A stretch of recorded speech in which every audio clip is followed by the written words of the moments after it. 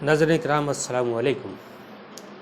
मैं रिवा शरीफ से सैयद रिज़वान वारसी अपनी कौम और बिरादर वतन के लिए दुआ गो हैं कि अल्लाह आपके हबीब के सदक़े में पंजतों के तुफ़ैल में हमारे पूरे हिंदुस्तानियों को इस बला से महफूज रखे। नाज़रीन किराम, आज दौर हाज़रा की जो तकाज़ा चल रहा है, रमज़ानुल मुबारक अनक़रीब है, उसी के मुतालिक जो ज़हन मुंतशिर है कि नमाज़ें कैसे होंगी, तरावी कैसे होंगी। हमें लगता है कि मंदिरों मस्जिद में ताले पड़ जाने से हमारी इबादतें कबूल नहीं होंगी। ऐसा हरगिज़ नहीं है, क्योंकि अगर हिंदू मैथोलॉजी में ले लें आप तो कण कण में वो है। जब कण कण में वो है तो सबसे सुंदर रचना हम है। मुस्लिम मैथोलॉजी में जब मेरे रगे गुलू से वो करीब है, करीब से करीबतर है, तो वो कहाँ नहीं है। तो आप इस पर ध्यान न दें, क्योंकि हरमैन शरीफैन में अगर ताले पड़े हैं तो आप समझ सकते हैं कि अल्लाह हमसे कितना नाराज़ है। और दूसरी एक चीज़ ये है कि जो आज दौर हाज़रा चल रहा है, सोशल डिस्टेंस, ये जो वबाई बीमारी जिसे हम कोरोना के नाम से जानते हैं, ये छुआछूत की बीमारी है। इसकी दवा से बेहतर है कि हमारी हिफाजत तभी होगी जब हम डिस्टेंस बना के चलेंगे और कुछ उसूलों को फॉलो करेंगे। तो इसी के मद्देनज़र तरावी कैसे पढ़ी जाए, मैं आपके पेश नज़र हूँ। मैं अपने वालिद माजिद से राकमी साहब वारसी का एक शेर पेश करता हूँ कि किताबे दी के वर्क को हुसैन कहते हैं, किताबे दी के वर्क को हुसैन कहते हैं, इबादतों के सबक को हुसैन कहते हैं। सुन ए फुरात 72 की तिश्नगी की कसम, सुन ए फुरात 72 की तिश्नगी की कसम, शहादतों के अर्फ को हुसैन कहते हैं। जो करबला से हमें सबक मिला इबादतों का, तो मेरे हुसैन ने इस जो उस दौर में इससे ख़तरनाक, क्या आज तक दुनिया में कोई ऐसा हादसा नहीं हुआ जो करबला में हुआ हो। तो जब मेरे हुसैन ने वहाँ सजदा किया तो आपको चाहिए कि सोशल डिस्टेंस बना करके तरावी अपने अपने घरों में पढ़िए।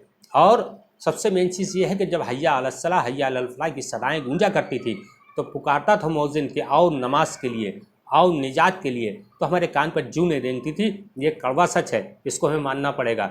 जब उसने दरवाज़े बज़ाहिर बंद कर लिए तो हम आप क्या समझ सकते हैं? नहीं, ना तो तौबा के दरवाजे बंद हुए हैं, ना उसकी रहमतों का नुज़ूल बंद हुआ है। बस फ़र्क इतना है कि आजमाइश का दौर है और अपने रब के हुजूर में सज्जे में सर रखिए और उससे राज़ी कीजिए।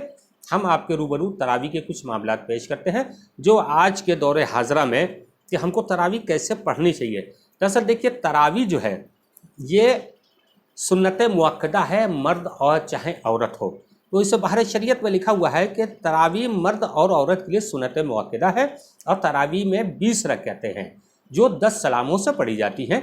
अब एक यहाँ पर खुलासा हो जाए छोटा सा कि ये 20 रकातें ही क्यों हैं। तो आइए मैं आपके जहन में एक बात डाल दूँ कि जो फ़राइज़ हैं, फ़र्ज़ नमाजें हैं पाँचों टाइम में, 2 फजर की हैं, 4 फ़र्ज़ की हैं, फ़र्ज़ ज़ोहर की हैं, 4 असर की है, तो 4 और 4 8 2 10, और मगरिब की मिला के 13 फ़र्ज़ हो गई, इशा की मिलाकर के 13 और 4 17 हो गए फ़र्ज़, और 3 वित्र जो वाजिब हैं इसको मिलाकर 20 रकातें होती हैं। इसीलिए उलमाए किराम और मुहक्किकीन ने 20 रकातें नमाज तरावी रखी है, लेकिन 10 सलामों पर है। अब 10 सलामों पर मान लीजिए सुन्नत मुअक्कदा है, इसके लिए किताबों में लिखा है कि साहब इसकी नमाज जो है जमात से पढ़ना चाहिए। कैसा है? तो तरावी की जमात से पढ़ना सुन्नत किफ़ाया है, यानी अगर मस्जिद में तरावी की जमात ना हुई तो पूरा मोहल्ला गुनहगार होगा। अगर आपके एरिया में तरावी की जमात एक मस्जिद में हो रही है, क्योंकि इस लॉकडाउन के देखते हुए मुमकिन नहीं है कि आप लोग जाके बाजमात वहाँ अदा करें। अगर 3 आदमी भी इसे पढ़ लेंगे मस्जिद में तो आप बरीउल ज़िम्मा हो जाएंगे, लेकिन तरावी छोड़ी नहीं जा सकती। अपने अपने घरों में जो अपने बच्चे हैं, अगर 3 बच्चे आपके हैं तो जमात कीजिए और आसानी से नमाज़ पढ़िए। अब मैं उसकी तरकीब बता दे रहा हूँ कि सुन्नत ये जो तरावी की जमात से पढ़ना सुन्नत किफ़ाया है। अगर मस्जिद में तरावी की जमात ना हुई तो पूरा मोहल्ला गुनहगार होगा। लेकिन जब आपकी मस्जिदों में तरावी हो रही है तो अपने अपने घरों में, बल्कि आप मजमे कसीर को तलाशिए मत, अपने अपने बच्चों को साथ लेकर के और उस तरावी को अंजाम दीजिए। 3 लोग होंगे तो अभी तरावी हो जाएगी। तरावी की 20 रकातें पूरी कीजिए, उसके बाद 3 वित्र पढ़ा दीजिए, 4 फ़र्ज़ इशा के हो जाएंगे। इस तरह आपकी नमाज भी हो जाएगी, जमात भी हो जाएगी। लेकिन جو سوشل ڈسٹینس ہے اس کو بنا کے رکھیے. بھیڑ کثرت کی جمع کرنے کی ضرورت نہیں ہے، کیونکہ دور حاضرہ میں جو یہ بیماری پھیلی ہوئی ہے اس سے ہم تبھی جیت سکتے ہیں جب ہم فاصلہ رکھیں. اور یہ اگر ہم ڈسٹینس بنا کے نہیں چلیں گے تو آگے یہ بیماری بڑھے گی. بھائی دیکھیے، اگر ہم سپورٹ نہیں کریں گے تو ممکن ہے کہ ہم اس سے جیت نہ پائیں. تو اب اگر قرآن کریم آپ کا مسجد میں مکمل ہو رہا ہے تو آپ چاہیں تو اپنے گھروں میں اگر آپ کے پاس حافظ ہے تو اب ظاہر سی بات ہے اتنے حافظ تو ہیں نہیں، تو علم ترى کیفا سے آپ لوگ اس کی نیت کریں. اور کیسے کریں میں بتا دیتا ہوں. نیت ہی میں نے 2 رکعت نماز تراویح سنت رسول اللہ صلی اللہ تعالیٰ علیہ وسلم کی. اگر امامت ہو رہی ہے تو پیچھے اس امام کے واسطے اللہ کے منہ میں رکعب شریف کی طرح اللہ اکبر ثنا پڑھیں گے، الحمد شریف پڑھیں گے. پہلی رکعت میں علم ترى کیفا فعل ربک باصحاب الفیل پڑھیں گے، رکوع سجود کریں گے. دوسری رکعت میں کھڑے ہوں گے، الحمد شریف پڑھیں گے، سورہ قریش پڑھیں گے، لیلاف قریش لیلاف لیلۃ الشتاء والصیف. یہ رکعت پڑھ کر کے رکوع سجود کریں گے، قیام کریں گے. قیام کرنے کے بعد سلام پھیریں گے. سلام پھیرنے کے بعد فوراً آپ تیسری رکعت کے لیے کھڑے ہو جائیں گے. پھر آپ ثنا پڑھیں گے، تیسری رکعت میں الحمد شریف پڑھیں گے اور ارائیت الذی یکذب بالدین پڑھیں گے. ثنا الحمد شریف کے بعد رکوع سجود سے فارغ ہوں گے تو پھر آپ جو ہے چوتھی رکعت میں جب کھڑے ہوں گے تو الحمد شریف کے ساتھ انا اعطیناک الکوثر پڑھیں گے. جب آپ 4 رکعت پڑھ لیں گے تو تھوڑی دیر آپ قیام کریں گے، اس کی دعا میں آگے بتاؤں گا آپ کو. تو 4 رکعت کی یہ ہو گئی ہے.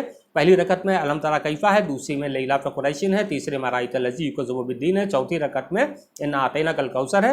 اب جب 5ویں رکعت کے لیے کھڑے ہوئے ہوں گے تو ثنا پڑھیں گے، الحمد شریف پڑھیں گے اور سورہ کافرون قل یا ایھا الکافرون پڑھیں گے. پھر آپ رکوع سجود سے فارغ ہوں گے، 6ٹھی رکعت میں کھڑے ہوں گے تو پھر الحمد کے بعد اذا جاء نصر اللہ وفتح قریب پڑھیں گے. تو آپ 2 سلام کے بعد سلام پھیر لیں گے. اس طرح آپ کی 6 رکعتیں یہ پوری ہو گئی. اب جب آپ 7ویں رکعت کے لیے پھر کھڑے ہوں گے تو پھر تبت یدا ثنا اور الحمد شریف کے بعد تبت یدا ابی لہب وتب پڑھیں گے. اس کے بعد رکوع سجود سے فارغ ہوں گے. پھر 8ویں رکعت جب آپ کھڑے ہوں گے تو الحمد شریف پڑھیں گے اور قل اللہ شریف پڑھیں گے، قل اللہ احد اللہ الصمد لم یلد ولم یولد. 8ویں رکعت میں آپ کو یہ پڑھنا ہے.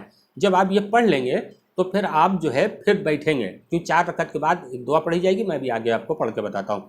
9ویں رکعت کے بعد آپ ثنا پڑھیں گے. 9ویں رکعت کے لیے جب 2 رکعت کی نیت باندھیں گے تو آپ ثنا پڑھیں گے، الحمد شریف پڑھیں گے، قل اعوذ بالفلق پڑھیں گے. رکوع سجود سے فارغ ہوں گے، 10ویں رکعت کے لیے کھڑے ہوں گے، الحمد شریف پڑھیں گے، قل اعوذ بالناس پڑھیں گے. 10 رکعتیں ایسے ہوں گی. 10 رکعت کے بعد پھر آپ کو یہی اسی طرح معمول دہرانا. پہلی رکعت میں علم ترى کیفا، دوسرے میں لیلاف، تیسرے میں ارائیت الذی، چوتھے میں انا اعطیناک الکوثر، 5ویں میں قل یا ایھا الکافرون اور 6ٹھے میں اذا جاء نصر اللہ وفتح قریب تبت یدا، 7ویں میں 8ویں میں قل اللہ شریف، 9ویں میں قل اعوذ بالفلق اور قل اعوذ بالناس. اس طرح آپ کی 20 رکعتیں ہو جائیں گی.